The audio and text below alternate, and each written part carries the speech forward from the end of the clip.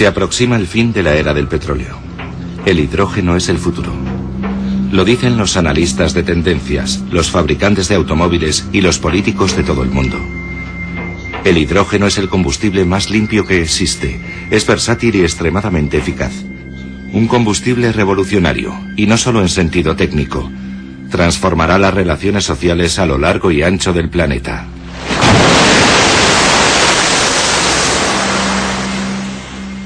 Quien controla la energía controla la civilización y la distribución de los bienes. Los pueblos menos poderosos son justamente los que no tienen potencia eléctrica. 2/3 de los seres humanos no han realizado una llamada telefónica en su vida. 1/3 de la humanidad no tiene acceso a la electricidad. Lo que tenemos que hacer es asegurar el acceso universal a la electricidad. Ese debería ser el objetivo. Todo el mundo debería de tener acceso a la electricidad gracias a la energía renovable del hidrógeno.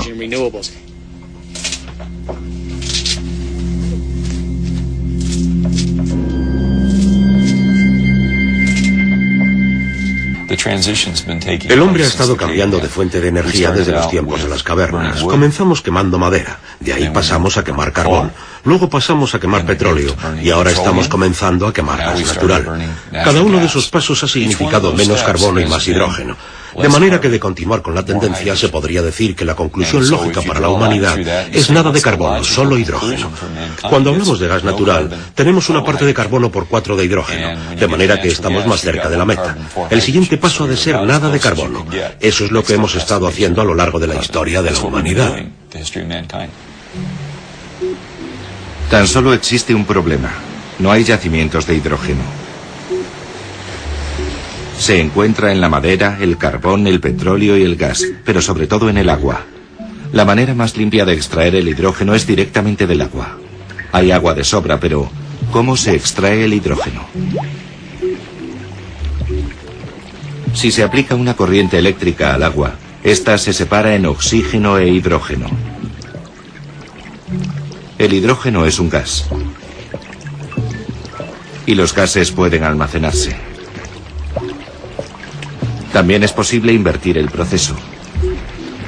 Mezclando oxígeno e hidrógeno en lo que se conoce como una pila de combustible, se obtiene agua y electricidad de nuevo.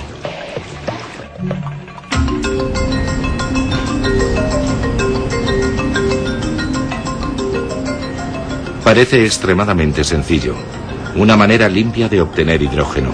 Pero para poder extraer el hidrógeno, se sigue necesitando electricidad.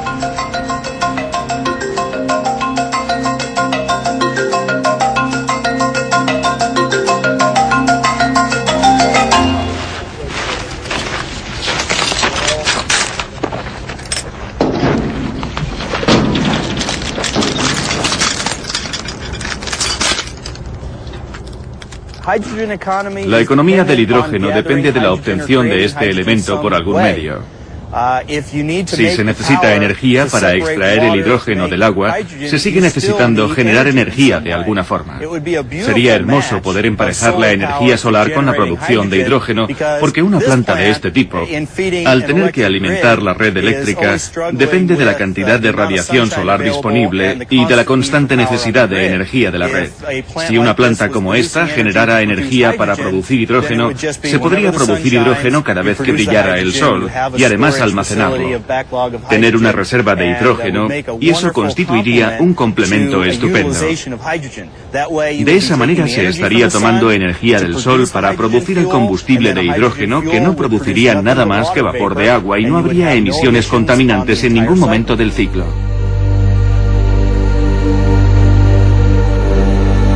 Obtener hidrógeno directamente de la luz del sol, una fuente limpia que genera un combustible limpio. Y las fuentes limpias y sostenibles parecen abundantes. Sin embargo, la energía obtenida mediante fuentes sostenibles resulta difícil de almacenar. Esa es la gran ventaja del hidrógeno, puede almacenarse. En 2003 se publicó el libro de Jeremy Rifkin, La economía del hidrógeno. Una sociedad ideal de energías renovables es imposible sin el hidrógeno. Es un almacén de energía portátil. El hidrógeno no es una fuente de energía principal, es en sí mismo un sistema para almacenar y transportar energía. Es decir, cuando generas electricidad, la corriente fluye, no puedes almacenarla. De manera que si generas electricidad para toda Europa con energía eólica y placas solares fotovoltaicas, con centrales hidroeléctricas o geotérmicas y con biomasa, ¿qué sucede si el viento deja de soplar durante unos días? A veces sucede. ¿Y si el sol deja de brillar? ¿Qué ocurre si el agua deja de fluir porque hay sequía? La electricidad se acaba. De manera que el hidrógeno es la forma de almacenar la energía renovable. No solo la electricidad, sino también la energía para el transporte, para automóviles, camiones y todo lo demás.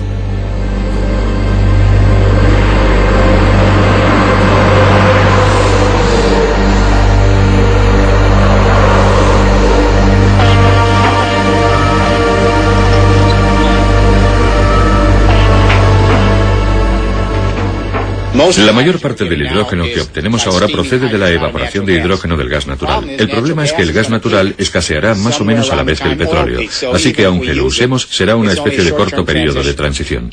También se puede obtener hidrógeno del carbón, pero entonces surge el problema del dióxido de carbono. Puedes utilizar la energía nuclear para la obtención del hidrógeno, pero el inconveniente es que no tenemos forma de deshacernos de los residuos nucleares. Eso es suficiente para aguarnos la fiesta. No queremos cargar a las generaciones futuras con más residuos nucleares. Y en segundo lugar, todas las compañías para las que trabajo no quieren construir centrales nucleares. No se las pueden permitir. Son demasiado caras. Son demasiado caras. Trabajo con algunas de las mayores compañías energéticas del mundo. Ni una sola de ellas se plantea la construcción de nuevas centrales. Las empresas norteamericanas han perdido un tercio de su patrimonio en los últimos años. Tienen una crisis de liquidez. Están construyendo plantas de gas porque son baratas. Actualmente, a no ser que el gobierno y los contribuyentes quieran pagar por la energía nuclear, y no creo que queramos, no es una solución realista. Y además, la energía nuclear es incompatible con la seguridad nacional. La idea de construir un montón de centrales nucleares nuevas para obtener hidrógeno es una locura por la preocupación que hay ante las amenazas a nuestras estructuras energéticas. El 11 de septiembre fue un ataque contra los símbolos de Estados Unidos. Las Torres Gemelas y el Pentágono. Lo que ahora nos preocupa de verdad es que los próximos ataques sean contra las centrales de energía y las líneas de alta tensión que abastecen a la sociedad. Y un mundo lleno de centrales nucleares en Europa, América, Japón, como blancos para 2 o 3 terroristas que quieran hacer saltar por los aires una central nuclear es algo que nadie se imagina. Pienso que hay otra forma de hacerlo. Sabemos que hay otra forma de obtener el hidrógeno. Lo podemos sacar del agua. Tarde o temprano puede que incluso directamente de la luz solar. Hay experimentos en marcha, pero de momento está el agua. Tomamos energías renovables como la eólica, la solar fotovoltaica, la hidráulica, la geotérmica y la biomasa, tecnologías de energía renovable para generar electricidad de forma local cuando se pueda. Parte de la electricidad la utilizas al momento como energía. La electricidad que no necesitas, el excedente, las utilizas para electrolizar agua tal y como hacías en química en el colegio, y te quedas con el hidrógeno, y así tendrás energía almacenada. Islandia lo comprende y utiliza fuentes de energía limpia para producir hidrógeno. Este acontecimiento representa un hito histórico en la búsqueda de energía sostenible.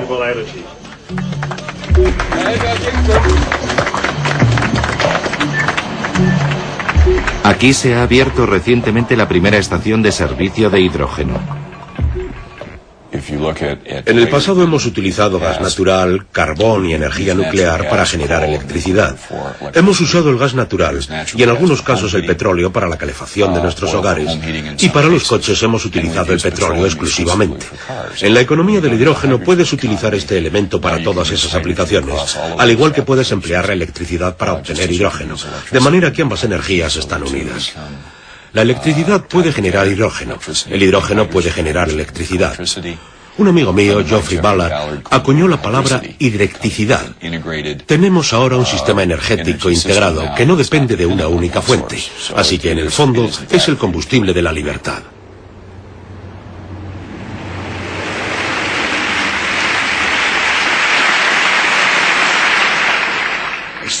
Una sencilla reacción química entre el hidrógeno y el oxígeno genera energía que puede utilizarse para mover un coche, emitiendo tan solo agua, no gases. Con un nuevo compromiso nacional, nuestros científicos e ingenieros superarán los obstáculos para llevar estos coches del laboratorio al concesionario. De manera que el primer coche que conduzca a un niño que haya nacido hoy podría moverse gracias al hidrógeno y no contaminar nada. Donde nos estamos encontrando con las mayores dificultades es probablemente en el sector del transporte. En los Estados Unidos utilizamos casi exclusivamente petróleo en los transportes. Y podemos prever otros métodos en el futuro para suministrar, por ejemplo, electricidad sostenible y limpia. Pero es muy difícil para nosotros considerar una alternativa diferente al hidrógeno para solucionar el problema del transporte.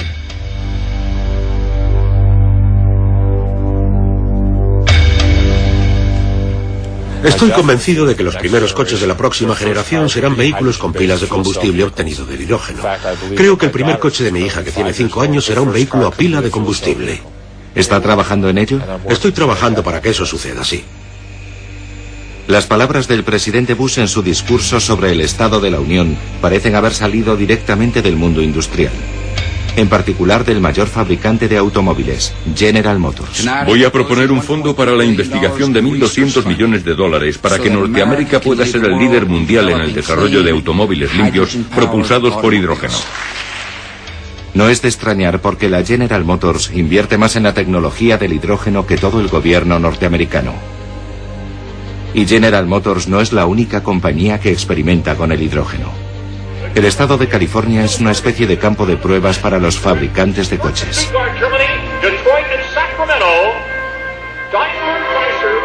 Con ustedes, el coche del futuro.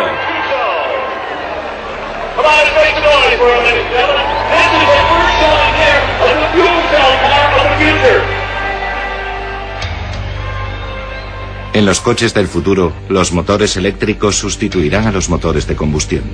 La electricidad procederá de una pila de combustible de hidrógeno. Daimler Chrysler, Honda, Ford y General Motors, todos ellos desean comenzar a producir coches de hidrógeno. Nuestro objetivo es tener la tecnología lista y comenzar a llenar los concesionarios al comienzo de la próxima década. Eso no es mucho tiempo si consideras que lleva unos 4 años desarrollar y producir un coche. Así que aquí estamos hablando de conseguir algo para el 2010 o el 2011. Se trata de un periodo de tiempo increíblemente corto.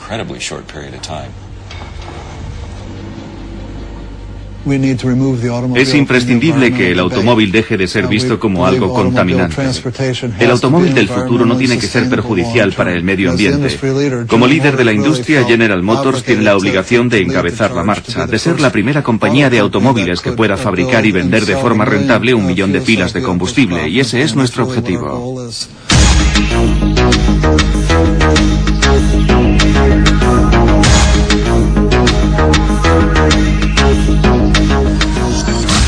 Se trata de una reinvención total del automóvil. Solo va a conservar las 4 ruedas.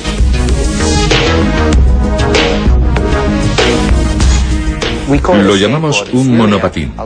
La verdad es que se trata de una gran caja sobre 4 ruedas. En su diseño final tendrá un motor por rueda en cada esquina.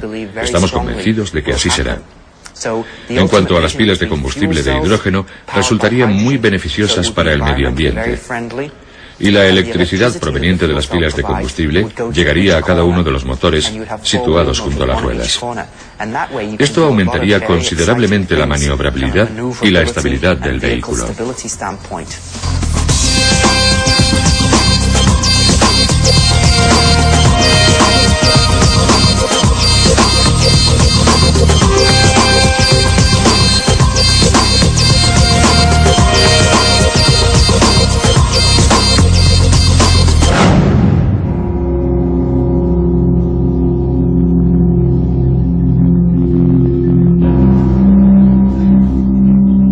Hasta ahora los coches han sido un medio de transporte.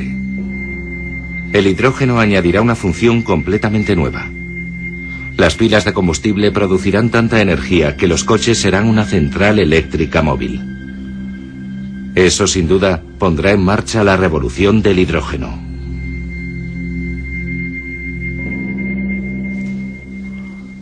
Habrá oportunidad de hacer muchas más cosas con tu coche. Se puede mejorar mucho la funcionalidad del vehículo si dispones de gran cantidad de energía a bordo. Puedes utilizar esa energía para alimentar diversos aparatos, tanto a bordo como fuera del vehículo, en una zona de acampada o en un centro de trabajo, si necesitas suministro de electricidad para herramientas, por ejemplo. Así que podría coger el equipo de música de mi casa y ponerlo en el coche. Y enchufarlo y tener electricidad en tu acampada. O disponer de energía para una actividad que realices durante un picnic, pongamos por caso. Es como si tuvieras energía transportable a bordo de tu vehículo. ¿Podré coger cualquier electrodoméstico de mi casa y enchufarlo a mi coche? Sin duda podrías hacerlo, sí. Sería como disponer de un generador de energía que me permitiera utilizar los electrodomésticos en cualquier lugar. Creo que al consumidor le gustaría que su coche fuera capaz de generar energía en cualquier lugar y para cualquier actividad.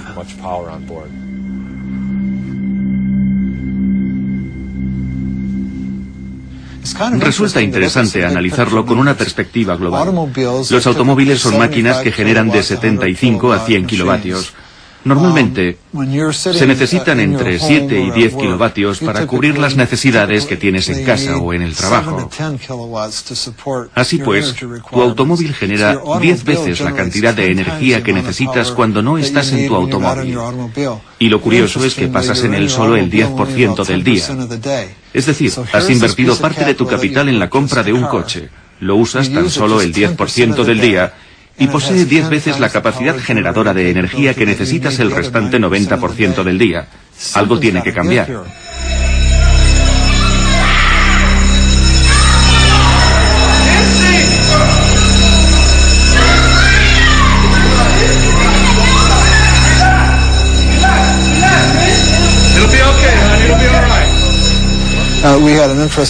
Los cortes en el suministro eléctrico que padeció el estado de California son un buen ejemplo.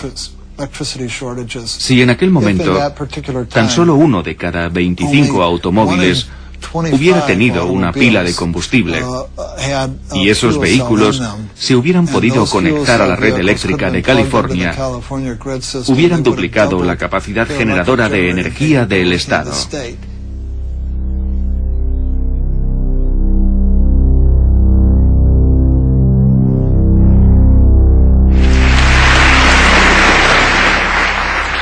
Os he enviado un plan energético exhaustivo para promover un uso y conservación más eficientes de la energía, para desarrollar tecnología más limpia y para generar más energía en casa. Me gustaría pensar que todo el mundo puede producir hidrógeno. El hidrógeno es uno de los elementos más abundantes del planeta.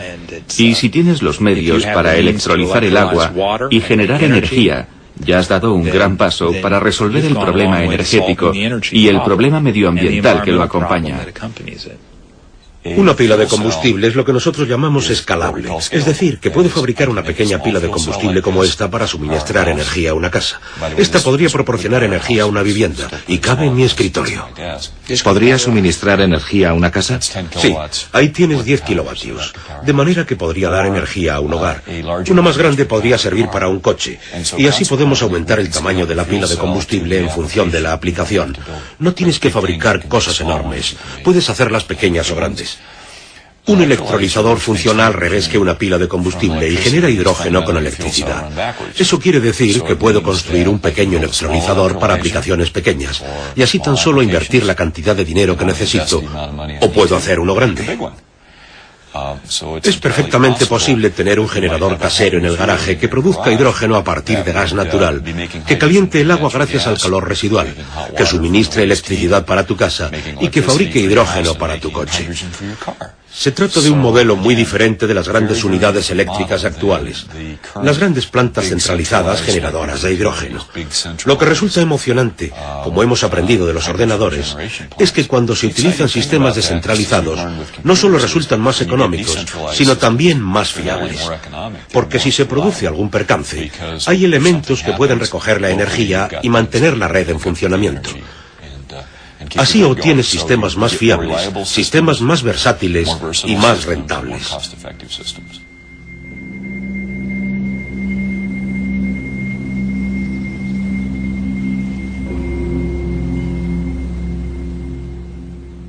Se parece a la revolución informática. Creo que cuando fueron diseñados los primeros ordenadores para realizar algunos cálculos específicos, se comenzó a ver el potencial. Gracias al hidrógeno y a las pilas de combustible, a que las pilas de combustible pueden generar electricidad y que el hidrógeno puede extraerse de muchas fuentes de energía, creo que la gente creativa va a encontrar todo tipo de formas maravillosas para crear esa infraestructura. Le pondré un ejemplo.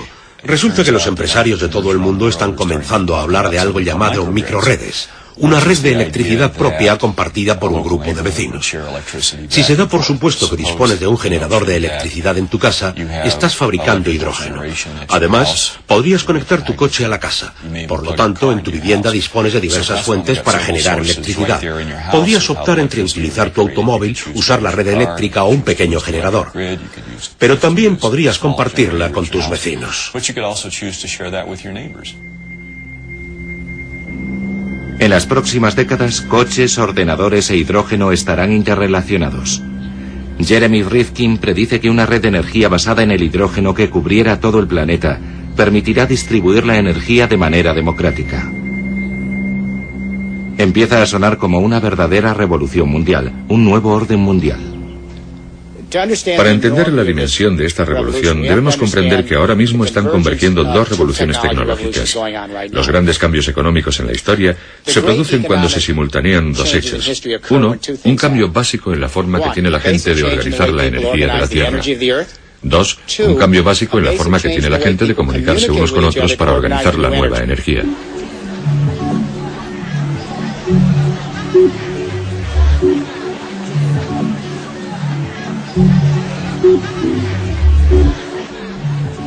Me explico. Consigues tu pila de combustible para tu parque industrial, tu fábrica, tu casa o tu oficina.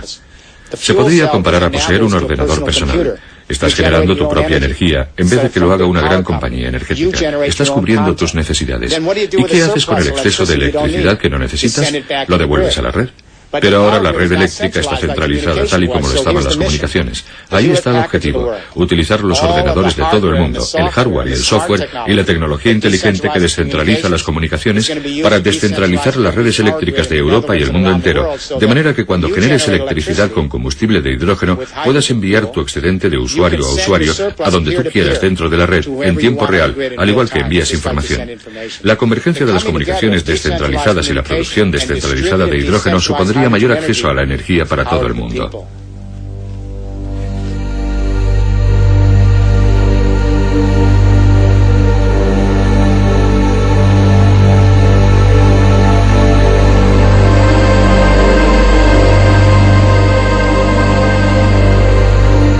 Energía, poder para la gente. Pero ¿cómo piensa Rifkin que funcionará? Las energías solar y eólica son fuentes sostenibles y disponibles en todo el mundo. Los países del tercer mundo están situados en las zonas más soleadas del planeta. El sol podría usarse para generar la energía necesaria para obtener hidrógeno. Estos países dejarían de ser dependientes del petróleo. Rifkin podría hablar de ello durante horas. El hidrógeno podría liberar al tercer mundo de su posición de dependencia para siempre.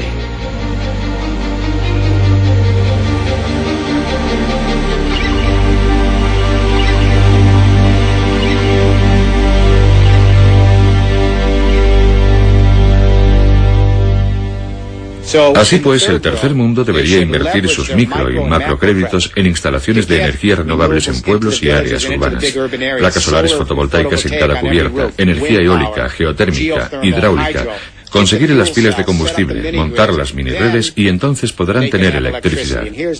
Y este es mi argumento. La razón por la que la gente carece de poder es porque no tiene energía. 2/3 de los seres humanos no han realizado una llamada telefónica en su vida.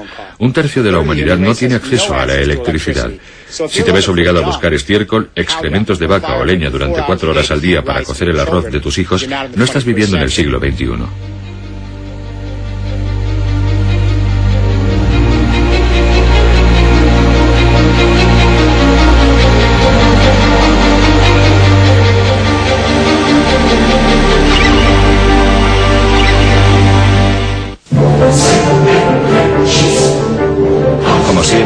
Para que la revolución del hidrógeno pueda tener éxito, es vital que los gobiernos tengan una visión a largo plazo.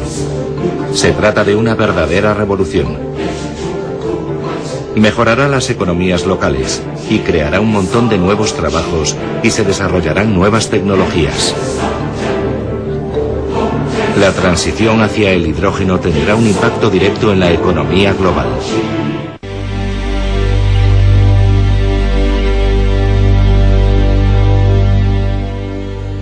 Lo que tenemos que hacer es asegurar el acceso universal a la electricidad. Ese debería ser el objetivo del mundo entero. Todos los seres humanos deberían de tener acceso a la electricidad gracias a la energía renovable del hidrógeno. Entonces podremos pasar a lo que yo denomino la fase 2. La primera fase ha consistido en la globalización de arriba hacia abajo. Ha sido un fracaso porque la globalización ha sido demasiado limitada. Se ha basado en un régimen energético demasiado elitista. Los combustibles fósiles tan solo se encuentran en determinadas partes del mundo. Hace falta un aparato militar enorme para protegerlos. El siglo XX ha gravitado sobre la seguridad del petróleo. Se necesita una enorme inversión de capital para desplazar el petróleo, el carbón y el gas. De manera que era inevitable que todo terminara con unas pocas docenas de compañías energéticas y unos centenares de corporaciones dirigiendo el régimen del petróleo.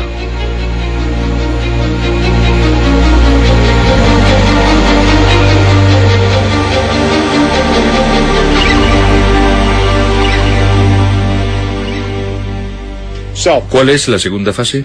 La primera ha sido la globalización de arriba a abajo.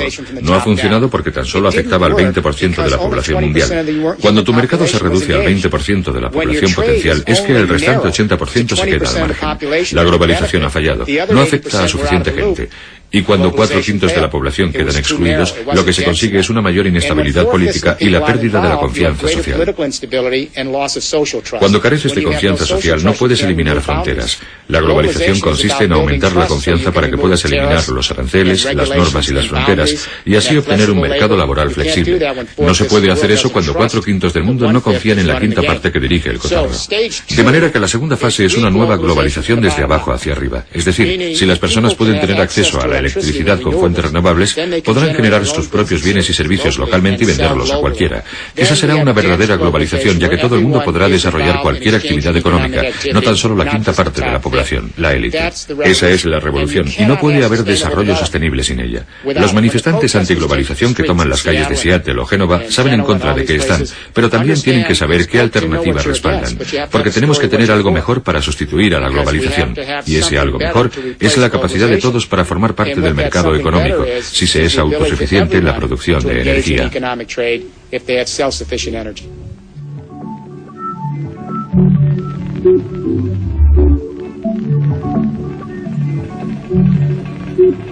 Todo eso suena muy bien. El hidrógeno como el combustible limpio de la libertad. Sin embargo, es algo que todavía queda muy lejos. La idea es demasiado nueva, la tecnología aún está en pañales y hay muchos problemas que todavía necesitan solución. De hecho, esto es solo el principio. Es un caso parecido a los primeros días de la revolución informática, según afirma el analista de tendencias Peter Schwartz. Todavía estamos en la fase inicial. Como la informática en los años 60, cuando había grandes ordenadores centrales y solo empezábamos a vislumbrar los microchips. Era difícil imaginar que una década después iba a llegar el PC a transformar completamente el mundo de la informática, pero sí se podía ver que estábamos en las primeras etapas de algo, y eso es lo que ahora estamos empezando a percibir. Por ejemplo, es probable que las primeras aplicaciones de la pila de combustible no sean para los coches o los edificios, sino para los ordenadores portátiles, micropilas de combustible que pueden alimentar tu portátil, tu radio de campaña o tu PDA. Podrás poner una pequeña cápsula de combustible parecida a un mechero desechable en tu ordenador portátil y tendrás energía para 8 o 12 horas. Dirijo una empresa que está desarrollando esta tecnología, pero hay otras 20 que están haciendo cosas similares, fundamentalmente para productos electrónicos portátiles, porque las pilas clásicas no duran lo suficiente y no hay nuevas tecnologías para las baterías. Así pues, esa será la primera etapa, y entonces pasaremos a los edificios, veremos coches y un desarrollo gradual de la tecnología en este sentido y otros similares.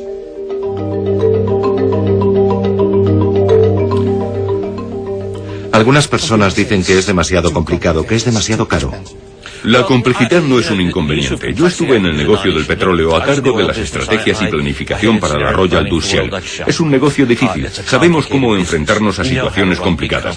Por ejemplo, LNG extrae gas natural en Malasia, luego lo trata en una formidable planta de procesado de gas, lo enfría y lo envía dentro de unos tanques gigantescos a Japón, por ejemplo, donde luego se tiene que volver a convertir en gas, transportarlo y producir electricidad. Es un sistema complejo. Lo hacemos a diario. Así que esto no es más complicado que las cosas que ya hacemos con el petróleo, el gas y otras fuentes de energía.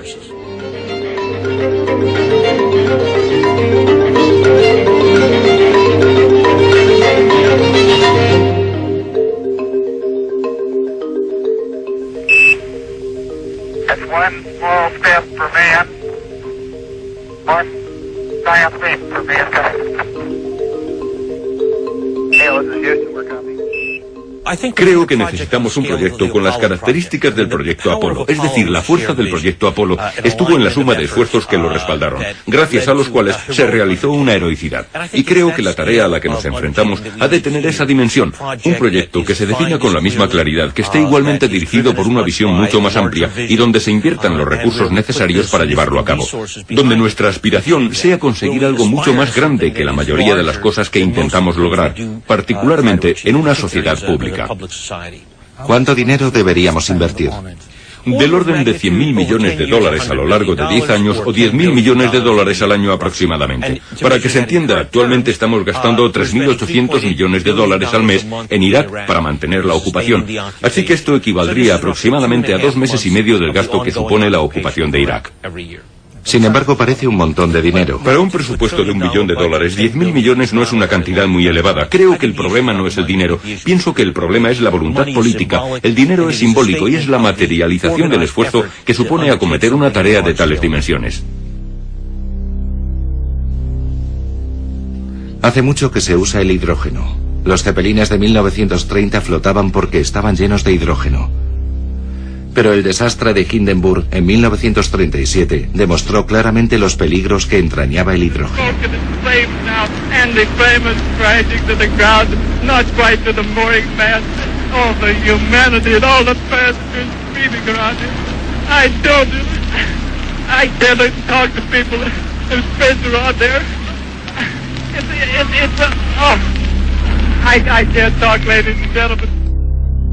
Sin embargo, en 1997, la NASA demostró que la causa del devastador incendio no había sido el hidrógeno, sino la pintura inflamable de la cobertura del Zeppelin. A pesar de eso, la gente sigue temiendo a los accidentes con el hidrógeno.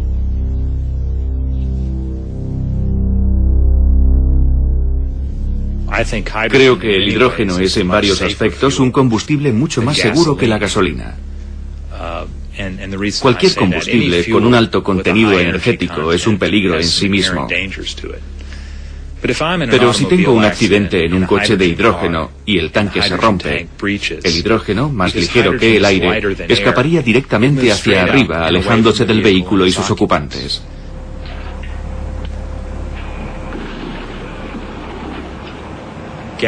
Con la gasolina, si tienes un accidente y el tanque se rompe, esta se derrama por debajo del vehículo y si prende, envuelve al vehículo y a sus ocupantes. Creo que los coches de hidrógeno pueden ser tan seguros, si no más, que los que conducimos hoy en día. ¿Cómo son de seguros los vehículos ligeros si te dan un golpe por detrás?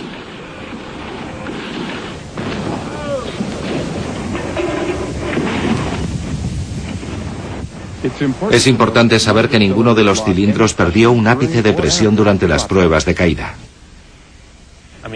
Usamos gasolina y es explosiva. Usamos gas natural y ha habido explosiones. El hidrógeno no es más peligroso que cualquier otro combustible.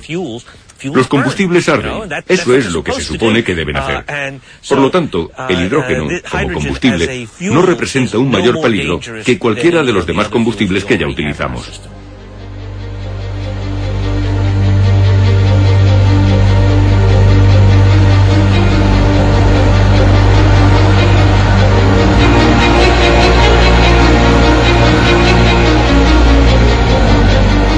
Parece que el hidrógeno es bastante seguro después de todo. Producirlo tampoco supone un problema. Por ejemplo, se puede emplear la energía eólica.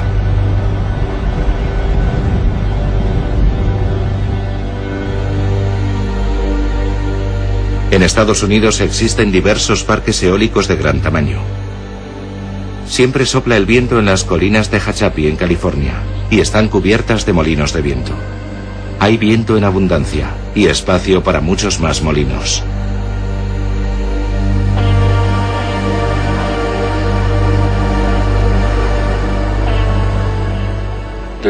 En Estados Unidos existen, de hecho, los suficientes recursos eólicos para generar toda la electricidad que necesitamos. Energía en abundancia, por tanto. Sin embargo, el mayor parque eólico del mundo tiene un problema ridículo. Las nuevas turbinas más grandes generan más electricidad de la que puede soportar la red eléctrica. Nuestro contrato con Edison es de 34 megavatios. Cada vez que montamos un molino nuevo, tenemos que cerrar muchos de los antiguos, porque no podemos sobrepasar ese límite. Así que casi todos los antiguos están apagados. Si los conectáramos, a Edison le daría un ataque. La red de alta tensión de esta zona no puede soportar más energía. Y en este momento, uno de los principales objetivos de mis jefes es la instalación de un nuevo tendido en la zona de Tehachapi, que lleve 2.500 megavatios adicionales de energía eólica.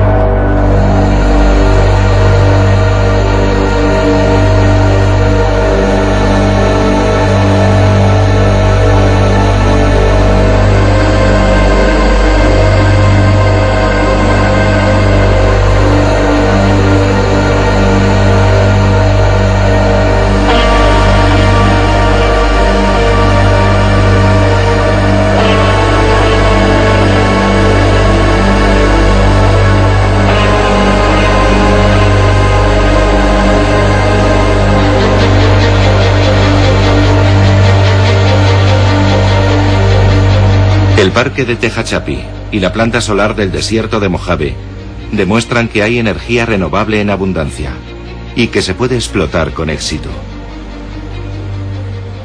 Claro que eso no es lo mismo que invertir en un nuevo sistema de energía renovable. Esto requiere una forma totalmente nueva de pensar.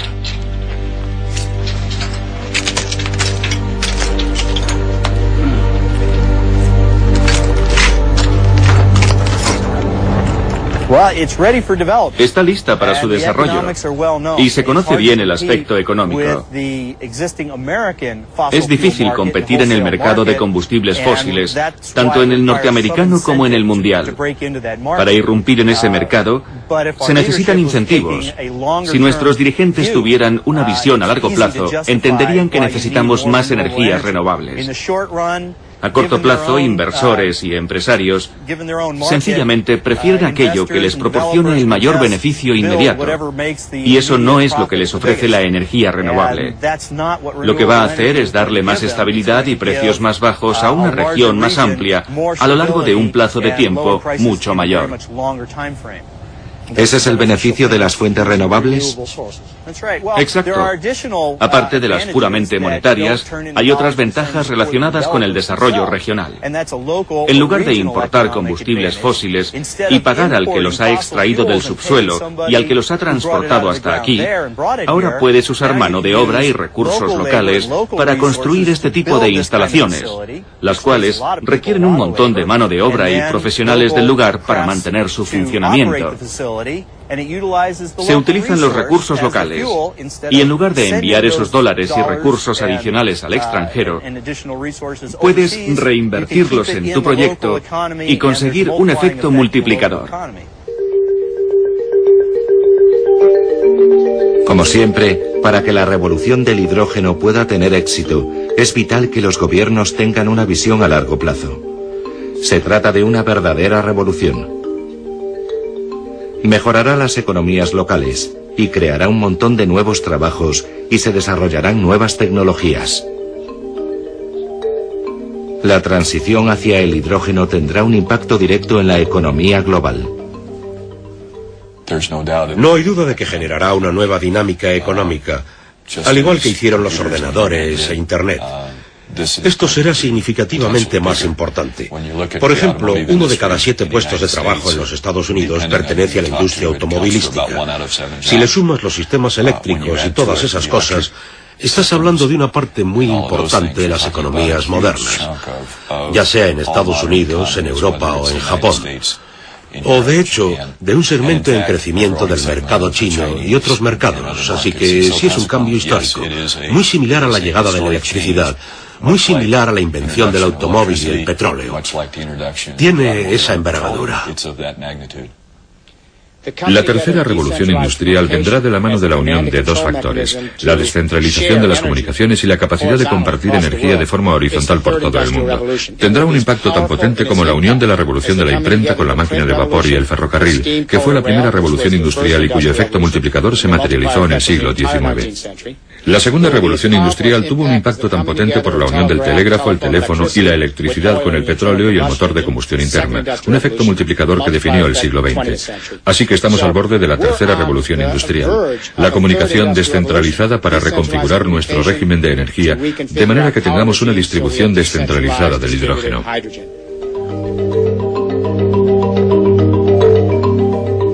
Producción a gran escala de hidrógeno. El coche como central eléctrica. Fabricar el combustible para uso propio. El desarrollo de una red energética global con mayores oportunidades para el tercer mundo. El resultado, una ola de desarrollos tecnológicos y económicos. Casi la mitad de las 50 mayores compañías del mundo va a sufrir el impacto del hidrógeno y de las pilas de combustible. Se trata de los fabricantes de automóviles, de los servicios públicos, de las petroleras, empresas muy grandes. Hemos calculado que esta tecnología podría afectar a casi $2 billones de ingresos como resultado de su uso. Se trata de una gran oportunidad de incremento de negocio para las empresas que están al frente de esta revolución, que se han asegurado la propiedad intelectual y los conocimientos necesarios para tener éxito en la economía del hidrógeno.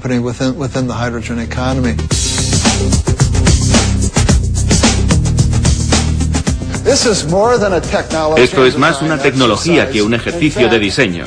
De hecho, en pocos meses tendremos disponible una versión de automóvil con autonomía y listo para conducir.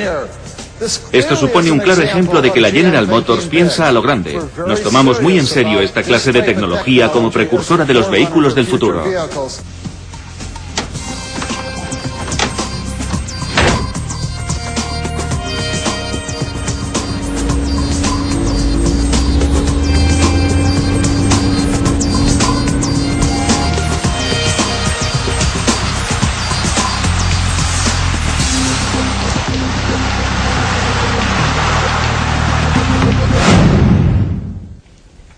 Por un lado, doy la enhorabuena a Dutch Shell y a British Petroleum. Se han adelantado 8 años a la tendencia y vislumbran la transición hacia las energías renovables y el hidrógeno. Por otro lado, me preocupan porque ya han patentado muchas de las tecnologías renovables. Tienen licencias para el hidrógeno. ¿Van a dirigir el sistema? Al principio a las empresas energéticas y a las de servicios públicos no les importaba el hecho de que se generara y se compartiera la energía a pequeña escala. No lo veían como una amenaza. Luego dijeron, espera un momento, ¿qué pasará si todo el mundo genera su propia energía? ¿Qué hacemos? Últimamente las empresas se están interesando por las pilas de combustible porque tienen tan poca liquidez que ni siquiera pueden construir centrales eléctricas alimentadas por gas. Pero quieren controlar las pilas de combustible. Así que ahora las compañías para las que trabajo están diciendo, mira, nos gustan las pilas de combustible, las pondremos en tu hogar y no tendrás que pagar por la instalación. Pagas cada mes la energía que consumas y te ponemos la pila de combustible en tu casa, en tu oficina, en tu fábrica. Un ordenador devolverá el excedente a la red eléctrica y te haremos una rebaja en la factura. Lo que yo sugiero y lo que he dicho en mi libro es que los usuarios se organicen como un movimiento político para no ser las víctimas de un proceso que podría permitir a la gente controlar la energía. En Europa, por ejemplo, eso se traduciría en que grandes cooperativas de productores y consumidores pongan de acuerdo a todos sus miembros para que compren pilas de combustible y puedan generar electricidad. Y luego negocien con las compañías el uso de la red eléctrica. En mi país, los promotores inmobiliarios van a tener que ir a las compañías eléctricas y decir, miren, estamos construyendo 2000 viviendas en este lugar, instálenos la tecnología de las pilas de combustible de forma gratuita y firmaremos un contrato por 30 años. Les venderemos a ustedes nuestra energía. Dicho de otra forma, vamos a necesitar un movimiento colectivo que organice a los consumidores de manera que puedan ejercer un control sobre su energía.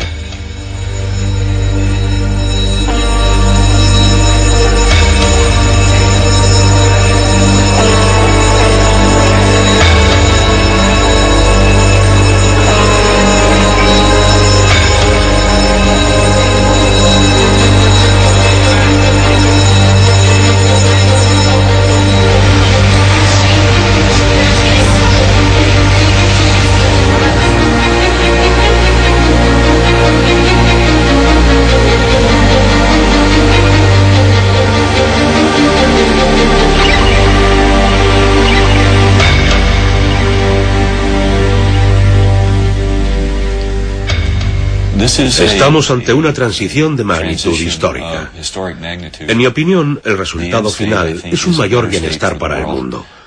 Creo que el papel que juegan los medios de comunicación, el papel que juegan los gobiernos, el papel que quizá yo mismo juego como portavoz de la General Motors, es el de intentar situarlo todo en la perspectiva adecuada para que el electorado, los legisladores y los pensadores del mundo hagan lo correcto.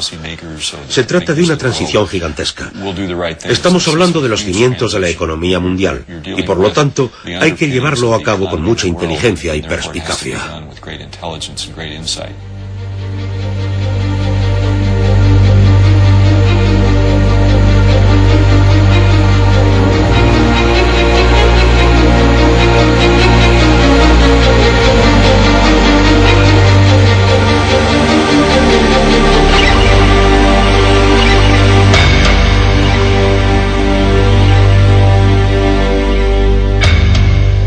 El espíritu humano ha pasado por una gran revolución en los últimos 2 siglos a raíz de las revoluciones francesa y americana. La idea primordial del sufragio universal, mediante la cual todo el mundo tiene el derecho inalienable a que su opinión tenga relevancia política.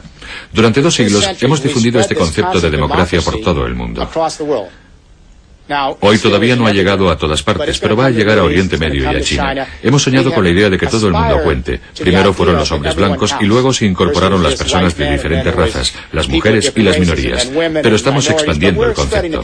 El problema es que ha existido una contradicción entre nuestras aspiraciones políticas y nuestro régimen energético, ya que mientras nos mantengamos en el sistema energético de los combustibles fósiles, las cosas seguirán yendo de arriba a abajo.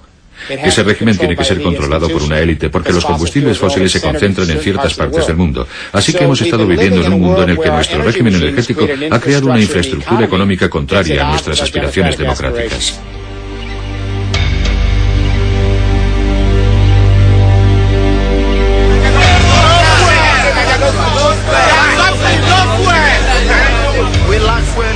No sé por qué carecemos de combustible en Nigeria si nosotros lo producimos. Tenemos un mal gobierno. No hay combustible. Y sin embargo, somos productores. Es una situación increíble. Y no sabemos cómo encontrar una solución.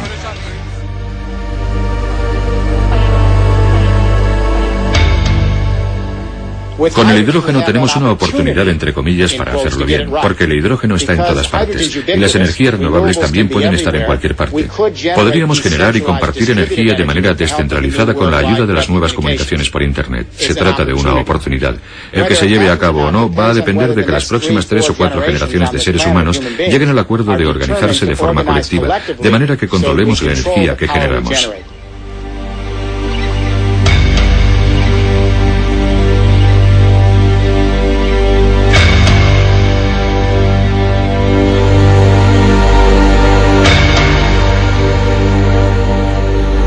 Una red mundial de energía del hidrógeno.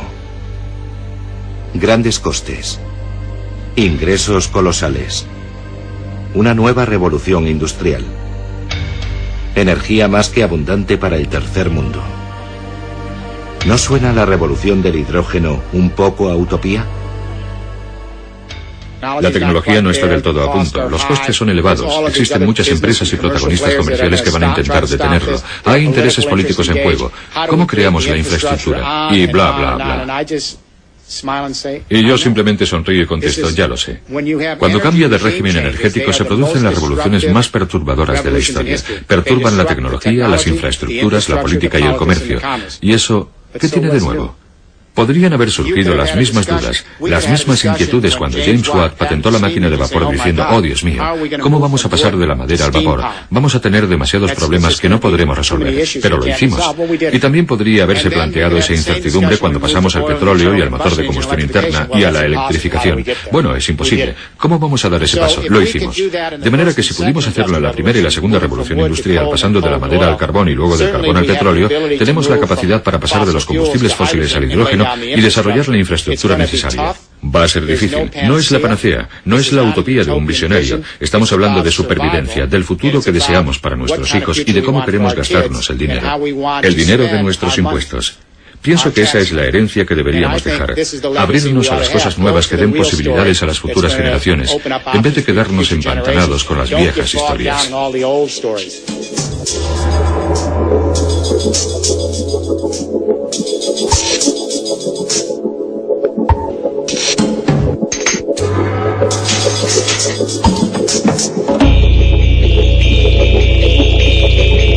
En nuestra próxima cita, una historia de amor y muerte.